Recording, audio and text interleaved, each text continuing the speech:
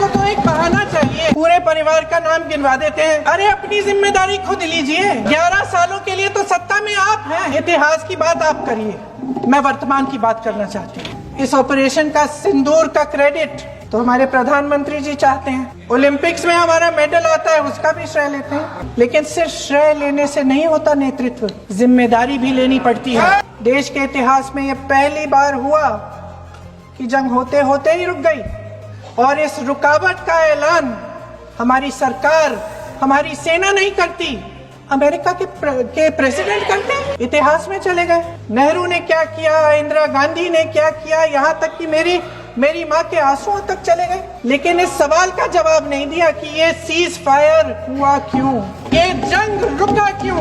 गृह मंत्री महोदय ने यूपीए सरकार के समय के आतंकवादी हमले गिने तो लगभग 25 गिनवाए थे अभी अपने भाषण में। इस गुट ने कश्मीर में 25 हमले 2020 और 2025 के अंदर 2008 के मुंबई के हमलों का जिक्र किया, बार बार कहा कि मनमोहन सिंह जी की सरकार ने कुछ नहीं किया।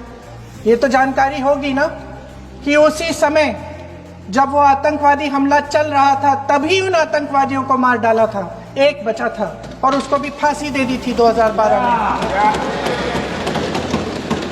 महाराष्ट्र के मुख्यमंत्री ने इस्तीफा दिया, देश के गृह मंत्री ने जिम्मेदारी लेकर इस्तीफा दिया। एक जवाबदेही थी पब्लिक के प्रति, एक जवाबदेही थी इस देश की जनता के प्रति, इस देश की धरती के प्रति। गृह मंत्री जी के कार्य क्षेत्र में आता है इंटेलिजेंस ब्यूरो। क्या गृह मंत्री जी ने इस्तीफा दिया? इस्तीफा छोड़िए, जिम्मेदारी ली। गृह मंत्री महोदय श्री अमित शाह जी के नाक के नीचे पूरा मणिपुर जल गया, दिल्ली में दंगे हुए, पहलगाम में हमला हुआ, और आज भी वे उसी पद पर बैठे हैं। क्यों? मेरी माँ की आंसू की बात किए,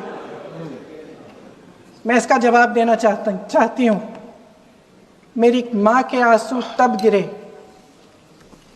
जब उनके पति को आतंकवादियों ने शहीद किया, जब वे मात्र 44 साल की थी। और आज अगर मैं इस सदन में खड़ी हूं और उन 26 लोगों की बात कर रही हूं, मैं इसलिए कर रही हूं क्योंकि मैं उनका दर्द जानती हूं, महसूस करती हूं। उस दिन पहलगाम में 26 परिवार उजड़ गए, उनमें से 25 भारतीय थे।